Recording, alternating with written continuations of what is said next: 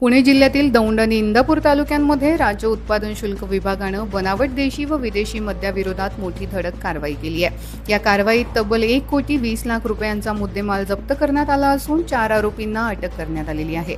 मिळालेल्या खात्रीलायक माहितीच्या आधारे दौंड तालुक्यातील बोरीबेल गावाजवळ राज्य उत्पादन शुल्क विभागानं सापळा रचला।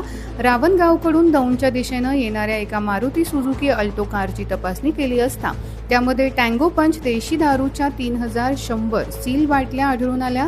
यानंतर दौंड आणि इंदापूर परिसरात एकाच वेळी करण्यात आलेल्या कारवाईत बनावट देशी व विदेशी मद्याचा साठा, वाहतूक करणारी वाहनं आणि इतर साहित्य जप्त करण्यात आलं। या संपूर्ण कारवाईत 1,20,00,000 रुपयांचा मुद्देमाल जप्त करण्यात आला असून बनावट दारूचे रॅकेट चालवणाऱ्या या आरोपींना अटक करण्यात आलेली आहे। राज्य उत्पादन शुल्क विभागाच्या या धडक कारवाईमुळे बनावट मद्य व्यवसायाला मोठा धक्का बसला असून या प्रकरणाचा पुढील तपास जोरात सुरू आहे।